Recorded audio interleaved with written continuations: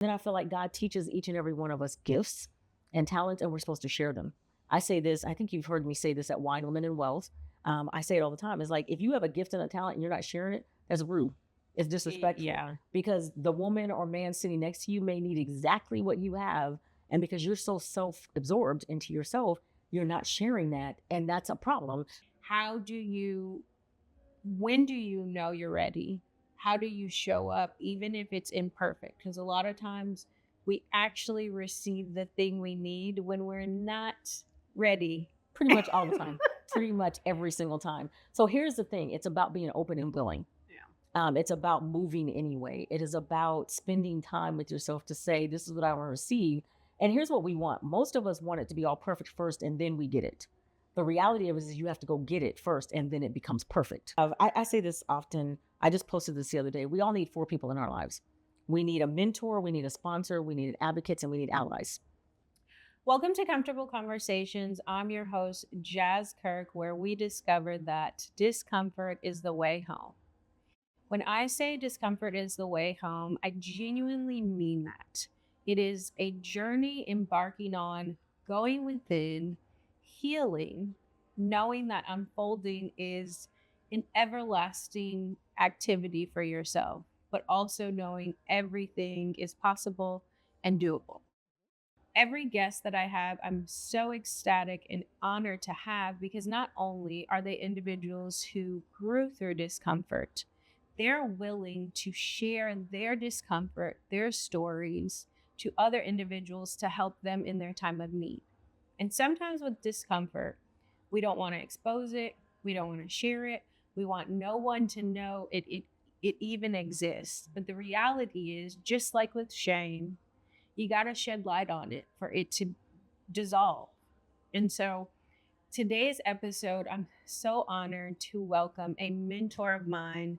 Selfishly, don't want to share it to y'all, but also gotta let y'all have this energy, because Kimberly Y. Evans was a godsend for me in a season that I actually was ready to receive her mentorship, her guidance, her strategy, her financial wisdom.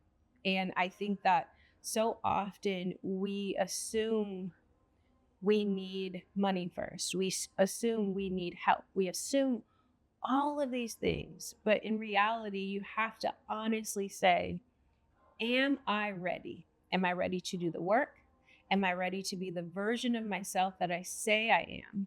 Am I ready to sit in the discomfort? Am I ready to walk over the valley that I think I'm in? So it is a dear honor. Welcome, Kimberly. Thank you for having me. I'm excited because they don't know how awesome of a human being that you are. Oh, thank you. You have to share, though. You already know. I'm you about have to share because with other people. You have to share me with other people. So I do. I can't be selfish. I mean, you could, but but I get it. It's the great teachers tell you don't do that, But yes, y'all, just to give some breath behind who Kimberly Y. Evans is. She is, like I said, a powerhouse in the world of business, finance, and purpose. She is the CEO and president of Purpose Consulting. She is an executive VP at 5 Rings Financial and a leader in economic development.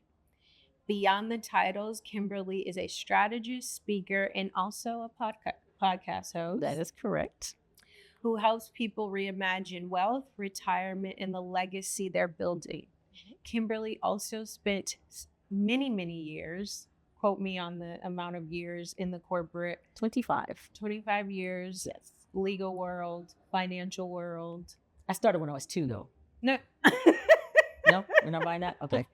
Yes. Y'all, just imagine, this is her energy. So at the heart of her work is one through line: creating pathways for people and businesses to thrive. So when she gonna answer some questions today, and y'all gonna feel like y'all had y'all financial advisor, y'all life coach, the life coach who's gonna make you accountable.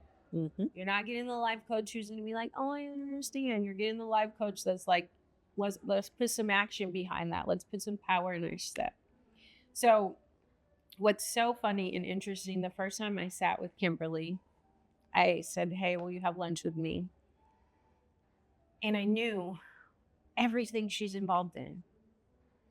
And all I could think was, how do you organize your time? So I know when y'all hear bios of people who are like, I do this, this, this, this, and this, you wonder, is that person just extended and just got everything going, or is it all purposeful and it aligns? Okay. And I know what you're going to say, but I want you to share this with people about time. Yes. So one of the things I shared with Jas when we were talking, and one of the reasons you and I had this conversation is because people often see very, very busy people and they feel like they're scattered. And the exact opposite is true, right? I'm big on planning and time blocking and scheduling and preparing. And you and I are going to talk a little bit about this, but I'm big on planning my week on Sundays. Every 7 days, I have to have at least a 24-hour period of time with nothing in it. So I'm deliberate about that. But then when I'm planning my weeks, and then I work in day type compartments. So I know what's going to happen the whole week, but what do I need to do on Monday? Where do I need to be? Who do I need to sit with? What's most important? But they do have to be all aligned. And so the way you align that, however, is one of the exercises you and I went through when we first met as to how do you get to what do I say yes to and what do I say no to? And so people see me and they think I say yes to everything. And I say no to 3 to 4 times more than I actually say yes to, because I'm very much intentional about where am I going to spend my time? Is it valuable use of my time? And does it align with what my ultimate goals are and who I want to be as a professional and just as a human being? Like at the end of the day, who are you as a woman? Like who is Kimberly Y. Evans in general? Yeah. And I align all those things together. So my first question then becomes, did you learn that through experience of having your time wasted or overextending yourself and burning out? Or did you learn this like you read it, you applied it instantly, or you were in the corporate world and you slowly gained that skill set and used that muscle? Yeah, so I think what happens is that people think it's a one size fits all or it's one thing that's an end all to be all. The reality of it is all of those things. It's the experiences that you have when you're doing too much, right? When you're, I want to be everything to everybody and everywhere. And you feel like if I don't go to this meeting, then people are going to think ill of me. If I don't go to this event. And so part of it is that. Part of it is my corporate background, leading departments, managing people, all those kind of things. You have to be very succinct with your time so that you can be a really good, effective leader for your team. And then the other part of it is books. And so, my favorite book is The 12-Week Year. Yes. I live by the 12-week year. I operate with that book. But it changed the way I ran our business. But it also changed the way I ended up running our personal lives to then connect to our businesses. So a lot of that. And then I'm much like you. I have amazing mentors, right? The reason you and I connected is because you asked to connect. Part of the reason we don't ever get that insight is because we never asked for it. And you see the people that are doing it that you want to do the same things, but you don't ever ask them, well, how did you get here? Because everybody thinks this journey is so beautiful and it's perfect. And we just woke up one day and it's just, Yeah. But I have one of my mentors. She's been my mentor for now 27 years. Oh, wow. And she still, every time I talk to her, she goes, that's great, Kimberly. So now what are you going to do? And I'm like, seriously? I just made it here. I just told you that I did this. And she's like, yep, that's good. But now what are we doing? So I think it's a combination of all of your experiences. It's a combination of the good experience and the bad. Mm-hmm. Right. So, one of my biggest statements is you have permission to waste your time. You don't have permission to waste mine. And I've adopted that. Yes. And that is a big deal for me because your time is the one asset you can never get back. You can always make more money. You can meet more people. All those things are viable, but we only have this day, this time at this moment. So is that the highest and best use of your time? And it doesn't necessarily mean it's money related, right? Yeah. It's sometimes spending time with family is valuable. What does that look like for you and how you feel? But that needs to be the highest and best use of your time at all times. Yeah, I think the success that I've seen has come from taking my time back and really understanding, what buckets does this fit in for me? My yeses your yeses cost you. Your no's don't cost you as much because you're being intentional, but also things I share with my clients or friends. If you're saying yes to something, you have to realize you're at capacity, like you're not making room for maybe the thing you want. So if you're always saying yes, to going to parties, or you're building a business and you're overextended and you're at every single networking event, and then you're saying, I don't have time to do the projects I want to do, or this, that, and the other. Have you really assessed for yourself, like, well, do I keep saying yes to things that are taking time away? And I hate to keep saying time, but when you're learning business and growing in our conversations, it really did have to start breaking down to the time that I'm spending doing something, how I'm scheduling myself, scheduling fun. Like some activities, I'm solely there to have fun. So I'll say, like, this is my fun time. I'm not trying to handle business. If a business conversation may come up, that's great. But the reality is, this bucket is to fill my soul, my spirit with laughter, joy, and all the things. So, yeah. And so one of the things I always say is, like, is the time you're spending serving you? And if so, how? And so if you say to me, I'm going to 15 networking groups this week, I'm be like, okay, why? And you're like, well, because I need to meet people. Okay, but what are you going to get out of meeting this group of people at this event? So it needs to serve you in some form or fashion. You can't just willy-nilly be, or as we do a training called, are you a busy donkey or a productive unicorn? You can't just be busy being busy. What is the purpose behind this? And what is it going to serve for you? And if it's not going to serve you, now, here's the trick. People are going to say, because I know you're going to ask this question, well, how do I know if it serves me or not? Right? That's what you're going to ask. Yeah. So one of the exercises you went through, and I believe this, you can do it with 3 pillars, you can do it with 5 pillars, but we do 3. 3 is my favorite, right? You pick the 3 things that you are most interested in. What is it going to drive for you? What is it in your family life and your business life? What are those pillars going to consist of? Then underneath all of those pillars, what activities are you going to do under each one of those pillars? Once you sit with that for a while and you figure out, okay, these are my 3 cores. These are the activities that go under each one of these 3 cores. Then you're going to have a conversation with, okay, well, if somebody says, well, Jas, can you come to this event? And you're like, no, it doesn't fit. Oh, yes, that fits. And now you're in a situation where you're making informed decisions about your time and making sure that you understand exactly why you're doing that particular activity. And so then it also allows you to then automatically say no to stuff. Like, I know my pillars so well and I know what activities fit. And so if it doesn't fit, it's a no. But you also don't feel guilty because you actually have some meat behind and fact behind, well, I personally don't want to go to X, Y, and Z because it doesn't fit core values or pillars that I've set in place, my goals, and it starts to ground you in a really intentional way. But the other question I wanted to ask is, what about the people who are like, but it's exposure? Exposure to what? And here's the thing. Now, don't get me wrong.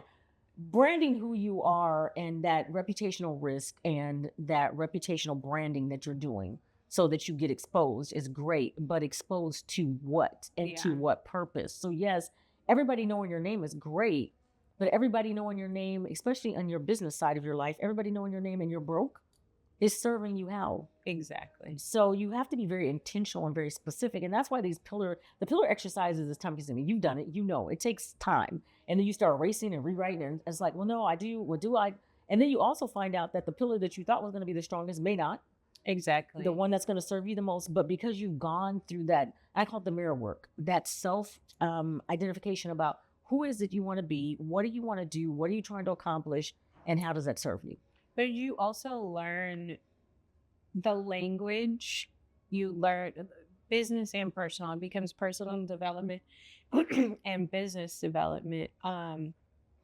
In addition to you recognizing some things that are goals aren't necessarily the pillars holding you up. And Correct. You've been like focused on the activity, and it's like, well, what is the bigger thing? And it also begins to go within that discomfort of within. You talked about the mirror work. Yep. Well, now I have to start going 3 levels deep. If I said my pillar example for myself is strategy, why is this a pillar? And is it generating revenue when I'm thinking about my business on this end? But personal development, like all these things, I have to answer the questions. It becomes less about fluff, which helps you in the long run, because when somebody asks you, exactly. you're able to answer it. So you're doing 2 times the work on the front end so that on the back end you get it. Right. Well, and you need to be able to answer that question succinctly, right? So what happens, and we've all done it. You go to networking meetings, somebody's talking, and you say, okay, what do you do? And then they start rattling on all this stuff, and you're just like, So okay. what do you do? So A, now I have no idea what you do. B, I don't know how to help you with what you do. I don't know how to refer you because I'm not clear about, and the reason I'm not clear is because the person telling me that is also not clear. And so that clarity is so important. And the personal and professional development have to go together. They're not separate. Who you are as a human being, as a business owner, is also who you are as a business owner. And a lot of times people see them differently. They're like, well, I get to act over here this way and I get to act. It's like, no, but they go together. Okay, you're going to make me have to break it down. Okay, now break it down. Let's do it because here's the reality, right? It's like they're one of the same things. So, for example, in our 3 pillars, part of one of my pillars is my community service. Okay. But there's specific things in the community I am concerned about. I am not trying to take on the entire world. So you have to know, okay, what are your core values? Who are you as a person? What is going to feed that? Then how do you want to show up? And where do you want to show up? And when you show up there, why do you want to show up there, right? And so then you get into this whole thing. And if you're not clear about who you are, what you're trying to accomplish, nobody else is going to be either. And that's not serving you and it's not serving anybody else. But now your business is not going to grow either. And so they're interchangeable in the sense you have to spend time with both.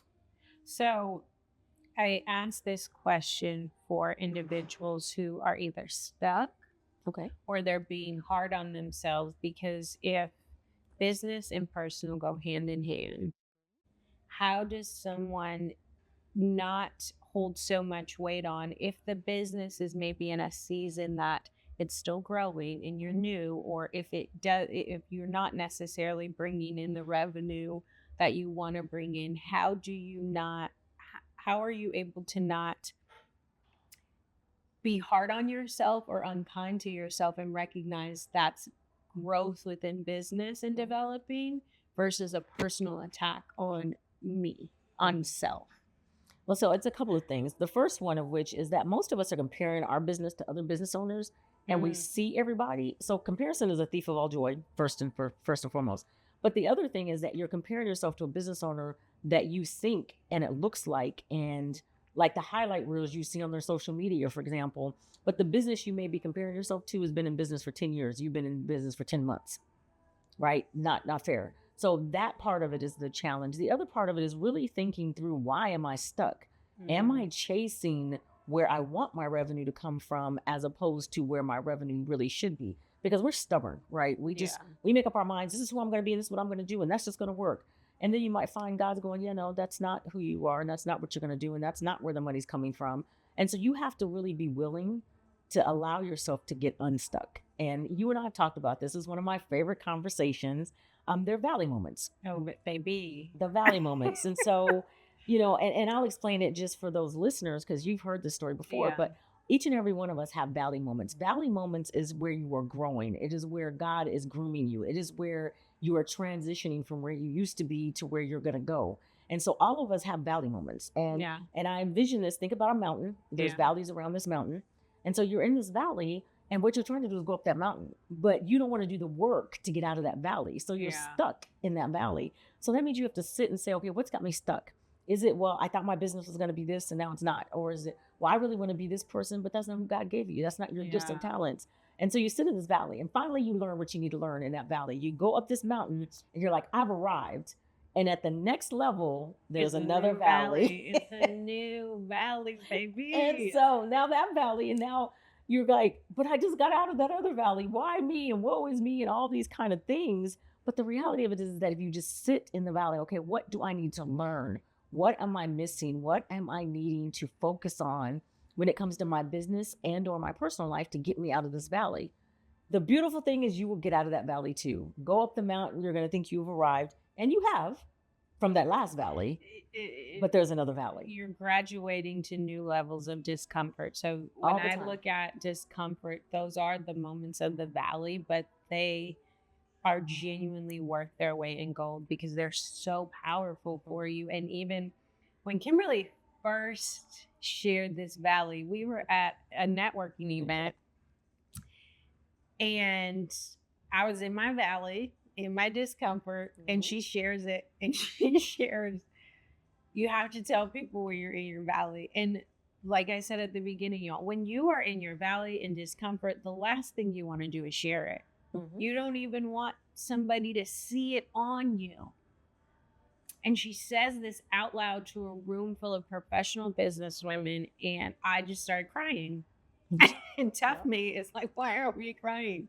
I couldn't hide it, but it felt like this is the moment you share you're in your valley. And it also made the valley not feel so dark, Correct. Not feel so gloomy. It made it like it was like if you've ever been to like Arizona and the mountains, and it's like a beautiful scenery, but you're in this part of this cave rock or something where you're like, oh, I just got to step and get over this side to get on that side, and it's all going to be beautiful butterflies and rainbows. So her exposing and sharing it in this way that it's like all these valleys are always going to exist. Always. Get your lesson out of it. It's going to be a beautiful, amazing, purpose-driven message. So just lean in. I was like, well, and here's why it's so important to share it, right? Is because people can't help you through your valley. One of the mistakes we always make is that it's just me, right? Nobody else in the world is going, there's billions of people alive, but I'm the only one going through this, right? And then we're like, I'm all by myself and nobody's helping me. It's like, well, nobody knows what you need help with. So nobody can help you until you tell them what you're struggling with, and guaranteed somebody has been through that experience that can guide you. Because one of the things I think people need to realize is that our lives, the journey that we're on, is not about us. It is about what we're going to learn so we can teach it to somebody else. And the journey is ongoing. And so, you know, my favorite joke is like, I've done this long enough now. As soon as I hit the valley, I'm like, yo, God, what do you want? I'm out of here. I don't like it here. I'm not staying here. I want out. So and once you do it, like, listen, because after a while you realize like, okay, there's something greater. God wants more. And I tell people, if you don't feel like you're moving forward or up this mountain, God only keeps pushing people that he knows can take it. He only keeps pushing people that desire it. He only keeps pushing those of us that are seeking him and seeking that growth and seeking that possibility. Yeah. But when you get to the top of those mountains, they are amazing. They're beyond what you even thought they were going to be. And so then you get thirsty and hungry for, okay, what's next? What's next? So now I'm always in anticipation of like, okay, what's next? What are we doing next? Like, this is kind of cool. But baby, I'm trying to get, as soon as the valley shows up, I have little feet. I'm trying to step one foot in and on the mountain. Listen, can we do this in transition? Yeah. But here's the thing is that that's the beautiful thing about being a human being and about being a professional, about being a business owner, but just being a person, is that you have control over all these things. You just have to be willing to do the work. And so I tell people often, like, nobody has to sit down on you or put their foot on your neck if you don't stand up in the first place. Yeah. So you have to stand up. You have to go get what you want. And the reality is that there's really nothing stopping us from getting what we want. We just don't go get it. Yeah. And when we operate in this world of, we rather be, or I'll say it this way. Some people are like, the glass is half full, the glass is half empty, right? Both of our coffee cups reflect that. Yeah. How about this glass is overflowing and we're going to live in the overflow? Yeah. If you operate in that overflow all the time, it really doesn't matter what's going on in the glass. So I have to ask, how do you help individuals who, because you also have a very strong financial background, when all they see is, I just need money as the next thing. In business, personal life, whatever it is they only see the financial issue that they're missing. Right. And do you feel like the valleys equip you where you have all the tools and resources and capacity to go get that money? Like, how do you help people see their purpose and that'll come versus just chasing the next thing? Well, and the first thing I ask people all the time is when they tell me stuff like that, like the money's not there, or I can't get it. My question is to why? And what do you need the money for? Like, what are you seeking? What is it? Because a lot of times we're putting a burden or a pressure or a value on money that it doesn't deserve. And my quote, obviously, is that wealth is not a dollar figure and money is just a tool. I want to know, what do we need the money for? Okay. And so, yes, business owners, especially when you're starting, you're struggling, you need to pay bills, right? Understood. But if you're spending all of your time chasing, what you're fearing, what you feel like you lack is exactly what you get back. If you operate in a space of prosperity, if you operate in a space that money will come, Let me do the activities, which is why your 3 pillars are so important. Right. What are the income producing activities that you can do? And, what is it that you need to be doing to bring your money? And so back to my experience, like my example, if you're going to 15 networking meetings a week, I guarantee you're not doing any of the income producing activities you need to be doing to make money. Exactly. But you're busy. So what you're going to say to me is, well, but Kimberly, I went and met all these people. And I'm like, great. How many of them transitioned into clients? How many of them are even your client base? Yeah. Are you in rooms full of people? Like, because we work in financial services, Right. and I've been doing this now almost 34 years, right? Most everybody I talk to, I can have a conversation with them about what I do for a living, because we're a consulting firm and we do strategy and all these kind of things. However, everybody that you meet is not going to be an ideal client for you, but we will spend time and time and time with the people, or the one person that said no, and there's 30 people over here that would say yes, but you're so laser focused here, which is why the income is not coming. So let's identify what is the source of your income for your business, and then how do we do more of that? Right. If you've had a successful business opportunity, how do you do more of that? And then that is where you will find, okay, I'm getting the revenue I need. Now, here's the challenge I run into with business owners, especially creatives. Love them to death. People that have products, love them to death, but they're so wrapped up in that piece, they forget the business part. Or as soon as they make money, the very first thing they do is spend it. And I'm like, okay, so now we're back in that same valley we were just talking about. How do you learn how to be profitable and sustainable as a business owner? Because otherwise it's really a hobby, which hobbies are great. That's fine, but hobbies cost you money. Yeah. How do we turn you into a true business owner? So then that gets into a mindset conversation. Like, you are the CEO of your firm. Yeah. I am the CEO. Act like one. Yeah. Do you think any of the CEOs that we respect, that we hear forever, like we see Amazon as a big topic, right? People don't realize it took 20, 25 years for Amazon to become Amazon. Exactly. We want to be Amazon today because society tells us we want to do it all now. That's not how CEOs think. You have to be strategic. You are the only person that's going to drive it or stop it. Which do you want to do?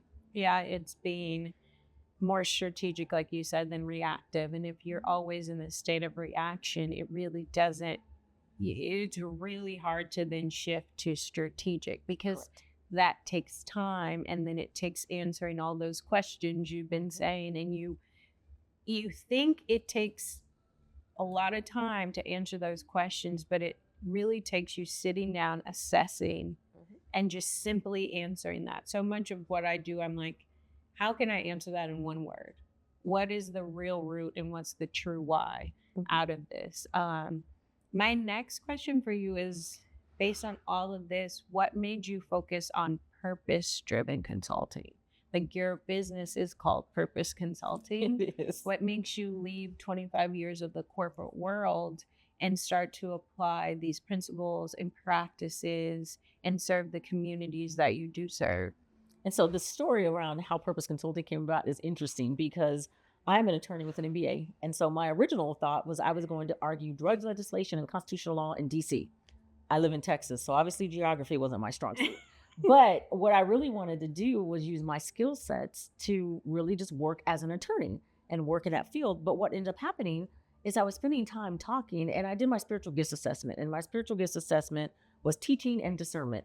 And Vanessa is a pastor that did that. And I told her the teaching thing was the dumbest thing I ever heard. I'm not teaching anything. And she goes, okay.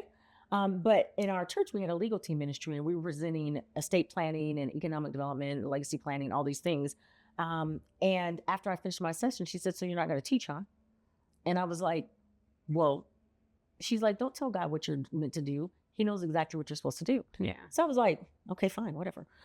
So then I was also in 5 choirs, and I'm sitting in the choirs. You know how you are when you're a young woman, right? I'm going to be fully transparent. Maybe you guys didn't go through this journey, but I did. And I'm a young woman, and I'm sitting in the choir. I'm talking about, why is she wearing that? That hat don't go with those shoes. You know, the whole nine, all the things. And God is like, so you want to talk about my people? I want you to talk to my people. And I was like, yeah, no, that's not what I want to do. And he said, no, I didn't ask. And I was just like, wait. And so what I ended up discovering is that God gave me the background that I have, because I can take very complicated things and explain them in English. Yeah. And that was what he wanted me to do. And so he wanted me to serve his people. And so that's literally what I discovered I was purposed to do with my entire background. Thus the name of the company, Purpose Consulting. And we are just real people with a real purpose. My whole goal is that for any amount of time you spend with me, hear me speaking, anything that you feel better because of it. Like I have made that time worth your time. You have the value. And then I feel like God teaches each and every one of us gifts and talents, and we're supposed to share them. I say this, I think you've heard me say this at Wine, Women, and Wealth. I say it all the time. It's like, if you have a gift and a talent and you're not sharing it, that's rude. It's disrespectful. Yeah. Because the woman or man sitting next to you may need exactly what you have. And because you're so self-absorbed into yourself, you're not sharing that. And that's a problem because not one of us has all of these things. Right. We all need each other for what we need to do. So all of that is how Purpose Consulting was born. And it's really about people having a quality of life and really having the advice. The other thing that happened is that I had the opportunity to learn about Wall Street and Department of Treasury and my background. And we won't get into all of those things now. But what I was discovering is what we were talking about in corporate America, what we talk about in DC and what we talk about in New York, nobody else in the rest of the country knows. Yeah. Nobody in the community knows about it. And so people are trying to make financial decisions and they don't know how. They don't Because have the they're lacking lacking the information. So Purpose Consulting is literally going to change people's lives through financial education. And then I'm going to create business owners using financial education at the same time. And then the business consulting part of it came out because so many business owners flounder. They're very, very good at what they do, but they need that person, loving or not, that's going to be like, so Jas, you said you wanted to go here. Okay, well, let's go. And you're going to be like, but I don't, no. We said we were going here. So that brings me to saying you're ready and actually being ready. Yep. You can say, I'm so ready. God can't wait to receive all the gifts. And even as you shared about, like, if you have a gift, you need to share it because you don't know the next person who may need it. But when do you know you're ready? How do you show up, even if it's imperfect? Because a lot of times we actually receive the thing we need when we're not ready. Pretty much all the time. Pretty much every single time. So here's the thing. It's about being open and willing. Yeah. It's about moving anyway. It is about spending time with yourself to say, this is what I want to receive. And here's what we want. Most of us want it to be all perfect first, and then we get it. The reality of it is you have to go get it first, and then it becomes perfect. Yeah. And so it's like when I want to be confident, people go, I want to be confident. I really want to be confident. And I'm like, okay, but the only way you become confident is by doing. Yeah. And they go, but I can't do that. I'm scared. Okay. No, that's not how this works. You have to do it. And then the more you do it, the more confident you'll become. And that'll get you where you want to go. But I think one of the things people are challenged with is we all want to operate in this place of fear. We operate in this place of lack. And here's what I say, faith and fear cannot coexist. They can't absorb the same space. They cannot take up the same space. But both of them rely upon a future that hasn't even happened yet. Yeah. So you're basing all of these decisions off of fear of what could or could not happen. And there is such thing as fear of success, but you haven't moved yet. Yeah. And so you have to really ask yourself, if you really want this, are you really wanting to go get it? Now, sometimes you might find it's like, I thought I wanted it, but I don't.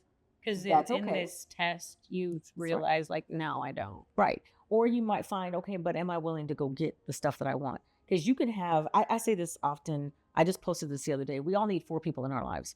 We need a mentor, we need a sponsor, we need advocates, and we need allies. You need those people in your lives. And they all serve different roles in your life. Yeah. But none of them can replace the you in your conversation. Yeah. So the mirror work, you have to spend time talking to yourself. You have to say, I did it with Kimberly. Okay, Kimberly, who do you really want to be in the community? Why? Who do you want to serve? Why? And if you keep going why and why and why, you get out of garbage, and you really get to the heart of why are you doing what you're doing. And then it becomes easy. It doesn't feel like work. It feels like you're on the journey. And I think part of it too is we want a destination. Like what's the end point? Let me suggest to all of you and challenge all of you with this is the fact that there is not a destination. Yeah. You're here until you're not. That's it. So in that meantime, if you woke up today, that means there's something you're supposed to do today. Yeah. Go do it. And so I think that is part of the challenge. And I know we're talking about this. And so people are like, well, how do I get all this organized? That's a lot of information. And how do I do it? And so, you and I met and we did it in pieces. Yeah. Right. You do it one step at a time. And then the 12-week year, the reason it's so beautiful is that once you got your 3 pillars, you got those activities outlined. Now you're just going to execute them using 12 weeks and you're going to do 12-week years. That's what you do. So you're going to have 4 years each 12-month instead of just one 12-month year. And then you're setting realistic goals. You're setting things that you can do. You're very lazy focused. I'm a sports fan, so I always use sports analogies. But you can go hard in the paint for 12 weeks. Then you breathe, reassess, and start all over again. And it is a beautiful thing, but you can't do that if you don't know where you want to go or what you want to do. And so the piece that people have to step back and take the time to do is the piece that most people tell me, well, I don't have time for that. Let me challenge all of us. We don't have time not to do that. Right. Because I promise you the rest of it then falls in line pretty easily. But a few things that you shared. One, when you're never going to be ready. Mm-hmm. You learn that along the way, but the advisors, the mentors, the support that you have, being honest with them. Mm-hmm. I think that's the greatest thing I've learned, and I encourage people, if you say help, but then you lie about where you are, correct, people help you from the lie. Correct. And then when it all comes out, they want to know, well, why'd you lie about where you were? Because correct, then I would have helped you from where you were. And now we got to backtrack to get you on the right track. And now you're like, now there's all this shame and blame and everything that you're feeling when they're no one's really judging you. So right, the first thing is being honest about where you are. Mm-hmm. And importantly, be honest with those that you're going to confide in. Yeah. But you have to first be honest with yourself. Yeah. So leadership really starts with you. You have to be able to lead you first. And you probably have heard many leaders say this. Real successful leaders get comfortable being uncomfortable. Growth is a constant uncomfortable space. Yeah. So once you normalize uncomfortability and you know that, oh no, my uncomfort or me just being discomforted is a good thing. Yeah. Because that's going to get me to the next space. It's a sign. You start chasing the discomfort. You start appreciating it and respecting it. The problem is nobody wants to do that work because it's hard.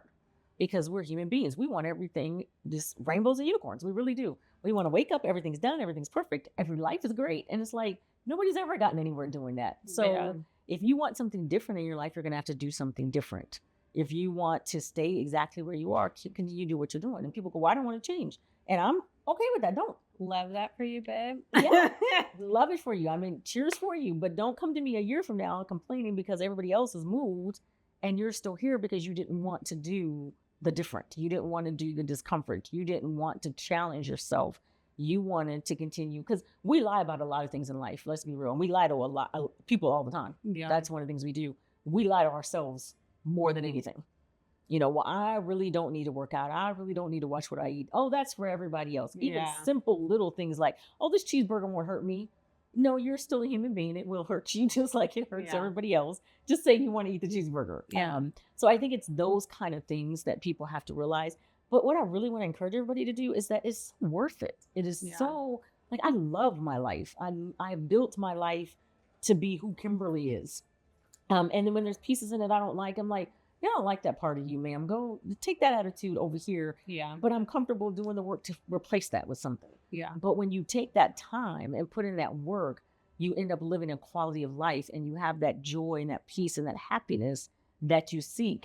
And even in the midst of hard things, they don't seem so hard anymore. And because you know you can do fleeting. It. Yes. Yeah, it's obtainable. Mm-hmm. But the other thing, and I've heard this in panels that I've seen or investors sharing, the greatness about entrepreneurs or business owners is being open, and you did touch on this, and embracing receiving help and embracing receiving knowledge and information. And so one of the biggest things you can do is be open, and you say this all the time, stand 10 toes in your lane. Yes. Be very good at your lane. Be very good at your lane, but also be open to people sharing feedback or help in their way because they've seen your path and they're willing to help. They're not taking you on their exact path. They're just showing you this is the next step you may need in order to make a really powerful step.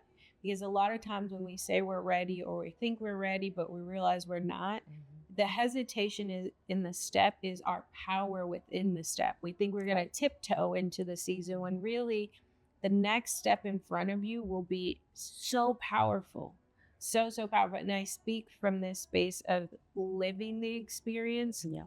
When me and Kimberly have sat down, I've shared like a year ago, 2 years ago, this version of me would have, we would schedule every 2 weeks a call or monthly a call.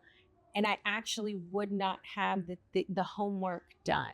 Correct. And then it's like this avoidance because you're not ready to meet that version of yourself. But now that I am more open, I can come to have an honest, transparent conversation. And I think that's what, when you consider mentorship, people want to have honest, transparent conversations. If you only done, and we use this example of pillars with the 12-week year, because it really does help you bucket your life where you can answer questions. And if I only have one pillar, I'm doing the work. I'm at least doing the work. And then now we can co-collaborate on, well, if we found one, we can find two together. Right. But if you're always avoiding the work, even that, and moving the muscle of being honest and having integrity and being transparent and vulnerable is so uncomfortable. No, neither one of us are saying it is easy. It's so worth it. It's feeling exposed. And every time on the other side, you will have somebody meet you with, well, that's fine. Let's spend this 30 minutes. Let's spend this 50 minutes figuring out what you didn't get or what blah, blah, blah, blah, blah. Right. Or maybe you need to read this book, or maybe this is your the first real step. But I think the greatest thing I want you guys to get is you have to be willing to do the work. Sometimes we're begging for help. Right. We're pleading for help, saying, I need it in this way. And Kimberly has shared over and over and over again, if it's the same question, maybe you need to ask a different one. Maybe this is a sign. Yes. And I think it's so important what you touched on is people operating in their zone of expertise, right? And I say this often when I'm speaking, particularly, is like, I'm really good at what I do. I enjoy what I do, right? But there are so many other things that I'm not good. And then people meet me and they go, oh my God, you're good at everything. And I go, no. I just have enough sense not to do the stuff I'm bad at. Exactly. There's a difference. So when you see me, I am open. I'm operating in my zone of expertise.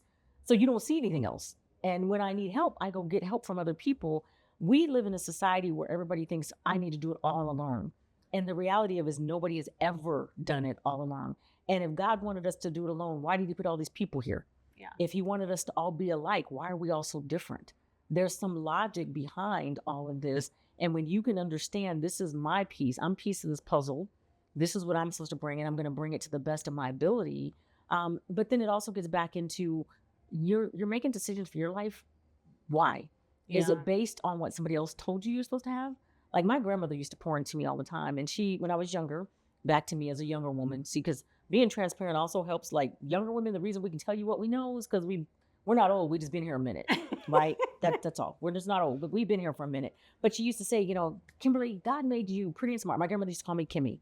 She said, Kimmy, God made you pretty and smart. And when I was young, I was like, yeah, I know it. And then I got older and I was like, wait, that's not what she meant. Yeah. He made me pretty inside. And he made me smart so I could serve. And once I embraced those things, my grandmother, of course, knew it, but I had to grow into that. But we all have something like that. There's something uniquely special about us, and we deserve to walk in that and enjoy all of that. We just don't do it. Yeah. And we get caught up in all the things that everybody else is talking about, or I want a life like that person, but that life may not be your life. Exactly. And so I think it's important that when you spend time with you, all the rest of it will fall in place. But again, to your point, the work is so hard and people don't want to do the hard work. People just want it like, well, can I wake up and be that tomorrow? Yeah, that's a nice trick, but no, you cannot. You can't sustain it. Correct. And I tell people all the time, and you just said it, and everybody who spends time with me says the same thing. Don't ever tell Kimberly what you want to accomplish or that you want her to hold you accountable for something, because she will remember and she will hold you accountable for it. And she will be there to celebrate you. I'll be there to hold you. I'll be there to let you cry. But we're still going to go where we need to go. We're still going to... Once you're done, let me know when you're finished, because we got to go. Because then I get to watch people walk in that space in their lives. And that is probably one of the most rewarding things in the world, is to watch somebody walk in their zone of excellence, like walk in that sphere and just be able to exude that with everybody that's around them and pull that into themselves and then keep growing. Yeah. And keep pushing, because you just never know what's going on. And I love this analogy, because I want you to think about your life this way. If you ever look at the tallest buildings, we're in a very tall building now. The taller a building is, the deeper and wider the foundation is, because it needs that support to hold it up. So if you're only going to be a 1-story building, you don't need much underneath there. Yeah. But if you plan to go where God probably intends you to go, your foundation has to be very deep and very wide. And it takes time. And it takes time. That's the whole point. And he will continue to develop that foundation in you. But the reward, one of my, the CEO of one of the companies we're connected with for our company, he always says that it's going to take longer than you want it to take. It's going to be harder than you want it to be, but it's going to be worth it. Yeah. And that's what I really want everybody to embrace. It's like, you guys, you deserve it. We deserve it. We all deserve it. And then just think about the number of people's lives that you can impact from that. So I know 2 questions for you. Yes, ma'am. The first one being, because you have this experience within economic development, specifically within the city that you're in, the climate that we are in, the political climate, how does someone not deter from, and it doesn't really mean entrepreneurship, but deter from their purpose when the political climate right now has this fear basedness in it that makes you become hesitant? When you think about the job loss rate, when you think about, the unemployment rate, when you think about all of these external circumstances, how can you encourage someone to kind of shut that noise off, to grow? And even as an entrepreneur, entrepreneurship is the greatest economic development that's happening. So how do you have people really so into that? So this is probably going to shock you when I answer this question, but it's probably going to shock a lot of people, but I'm going to say it anyway. The reality of our lives is that politics does not affect our day-to-day lives like people think it is. Okay. So that's the first thing. The second thing is stop watching the news all day, every day. Like, read, keep track of what you want to keep track of, because what it does is it inundates you and it takes your mind someplace else. And so it's blocking your mind from that opportunity to be great today, because you're all in it. Because the reality of it is, what's going on in politics, ask yourself, what is going to change in my life today? Okay. What is it going to do to my life today? And what you will generally find out is absolutely nothing. Okay. It's not going to change your day-to-day life, which means now that shouldn't stop you from starting a business. It shouldn't stop you from running your business. The only things that you need to worry about are things that are going to impact you, like right now. Like, and it's the same true, politics is the same as like the family drama. Yeah. Right. Yeah. It's the same thing, right? We all have it. Everybody, you can't pick your family members. Apparently we need a whole new system for that, but it's another conversation. But the reality of it is, right, like, so you've got a couple of cousins over here arguing, this family member's getting divorced, all this drama's going on. But in the day-to-day thing, what does that have to do with you? Exactly. Like, you can care about them, you can love them, you can be a part of it. Politics is the same. Pay attention to what's going on, but don't get so inundated into it that it's literally controlling your day-to-day life. Stops you, because it's not really going to impact you like that. And then the pieces of it, this is one of my favorite questions people to ask in all situations. Can I change it? If so, how? If not, let it go. Yeah. Same thing. Do I need to say something, or does something need to be said? If so, am I the person that needs to say it? If so, how do I say it? Once you start training yourself to answer, you'll find out that 99% of the stuff you're worrying about has absolutely nothing to do with you, and you really shouldn't be spending time on it. Yeah. And what it does then is distract you, and that's the intent. It distracts you. It steals your joy. It steals your peace. You cannot focus. So hear it, but release it. Yeah. Hear it, ask yourself, does it matter? And release it. And then you will start your businesses. You will live a fulfilled life, because just like right now, we have this political climate. If you study history, we've always had this political climate. Yeah. Right? It's just always something going on. And so as general everyday human beings, we cannot live in that space, because it's stealing us of the things that we were intended to do and the way we're supposed to serve. Yeah. So that's kind of the conversation around growth mindset and limited mindset, or fixed mindsets, right? Yeah. Have a growth mindset. Keep pouring into what's accelerating you forward. What's moving the needle in your life? What's moving the needle in the people around your life?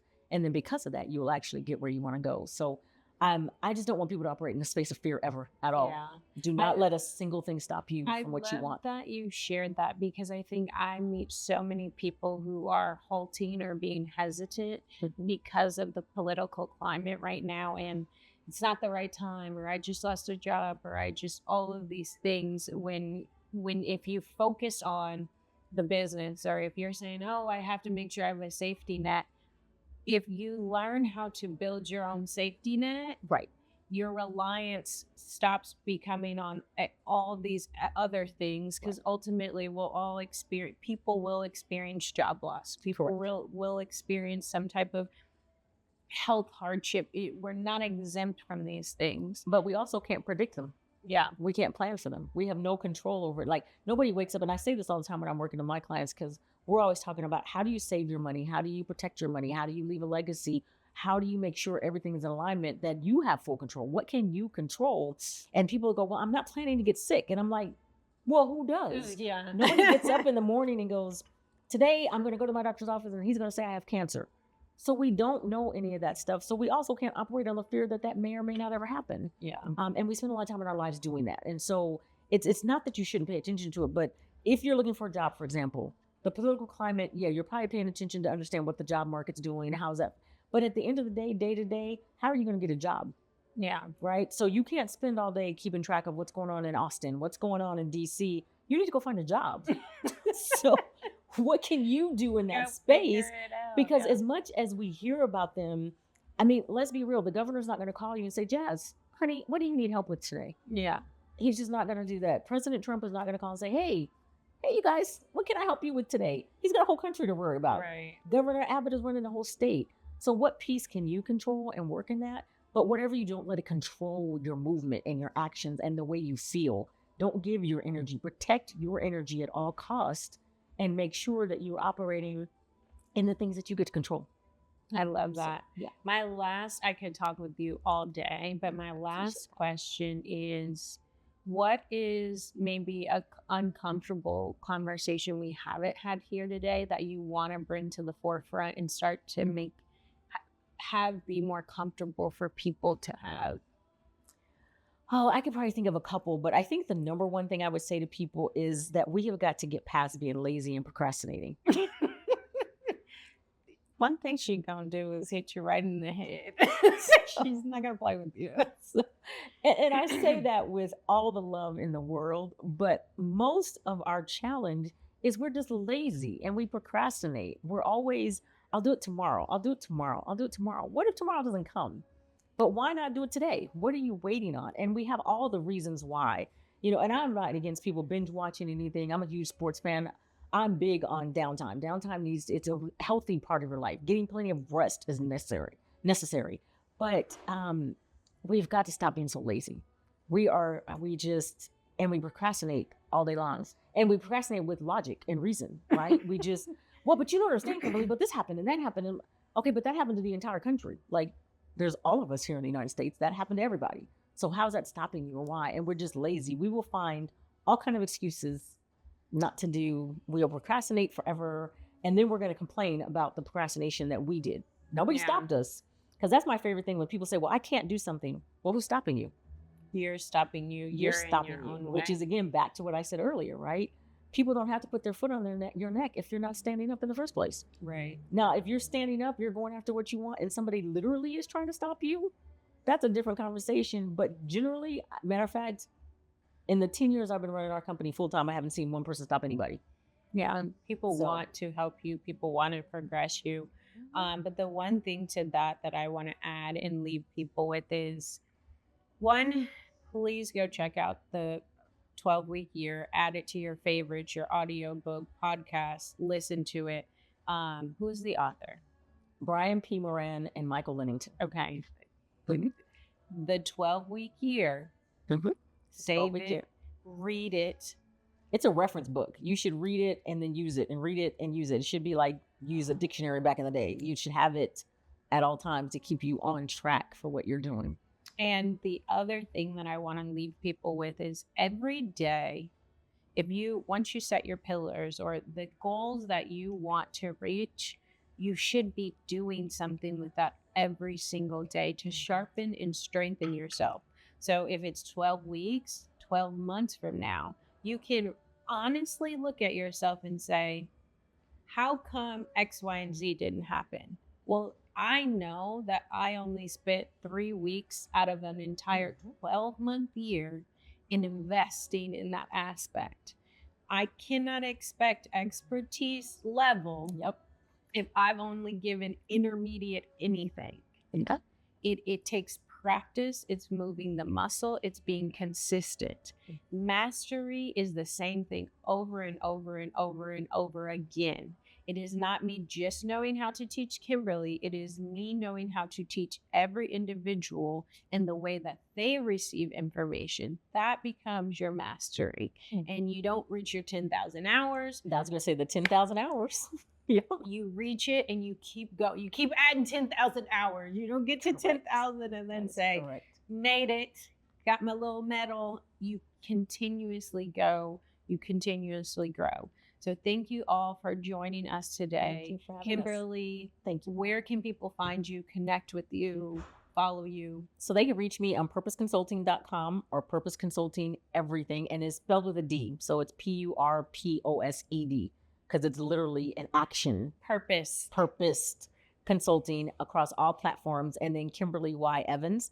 And that will allow you to schedule some time with me, send a contact form in, and we'll make sure somebody sits down with you. The thing I do want to leave people with, though, is that one of the biggest barriers to people working with financial professionals is money. They think because I don't have money to pay, then I can't do it. So we don't charge for our appointments. So there's absolutely no reason somebody cannot sit down with me and go through their financial status, go through their business consult, figure out what we're trying to do, and then let's get you there and we'll bring those resources. So now, back to what I said a few minutes ago, stop being lazy and procrastinating. And that's a wrap. And that's a wrap. Discomfort is the way home. Thanks, guys. Thank you.